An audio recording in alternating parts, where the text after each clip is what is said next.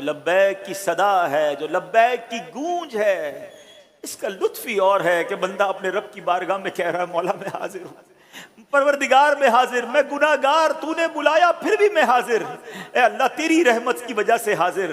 اللہ اکبر۔ ہمارے اسلاف جب لبیک پڑھتے تھے ان کی کیا کیفیت ہوتی تھی۔ امام زین العابدین آل رسول ہیں، اللہ کے کس قدر مقرب بندے ہیں، مگر آپ جب احرام پہنتے اور جب لبیک کہنے کا وقت آتا تو لبیک کہنے سے پہلے آپ کے چہرے کا رنگ بدل جاتا۔ لوگ کہتے حضور احرام پہن لیا ہے، نیت کر لی ہے، اب لبیک پڑھنا ضروری ہے، مگر آپ جب لبیک کہتے تو بے ہوش ہو جایا کرتے۔ پوچھا گیا کہ ایسی کیفیت کیوں بنتی ہے؟ کہا جب میں احرام پہنتا ہوں اور لبیک کہتا ہوں تو مجھے ایسا لگتا ہے کہ کہیں مجھے سامنے سے لا لبیک نہ کہہ دیا جائے کہ تیری لبیک قبول نہیں ہے۔ ذرا غور کیجئے پیارے اسلامی بھائیوں، یہ کون کہہ رہا ہے؟ جو اللہ کے اتنے بڑے ولی ہیں، جو آل رسول ہیں، ان کی کیفیت یہ ہے۔ تو مجھ جیسا گناہگار اگر مکے جا رہا ہے، اس جیسا گناہگار اگر رب کی بارگاہ میں جا رہا ہے تو میری کیفیت کیا ہونی چاہیے؟ کاش جب ہم احرام پہنے اور یہ سارا لباس اتر گیا ہے، اب دو چادریں ہیں، یہ پیغام دے رہا ہے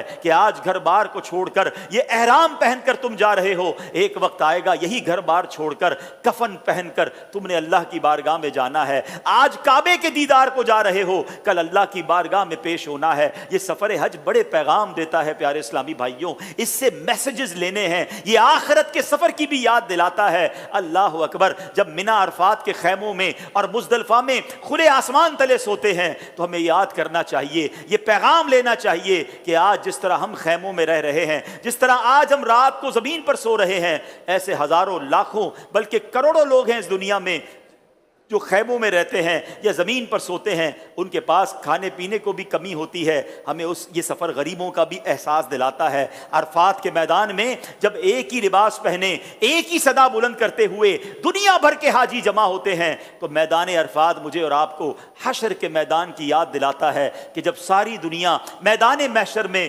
اللہ کی بارگاہ میں حاضر ہوگی تو کاش یہ سفر جو ہے اس سے ہم پیغام لیں، اس سے میسج لیں۔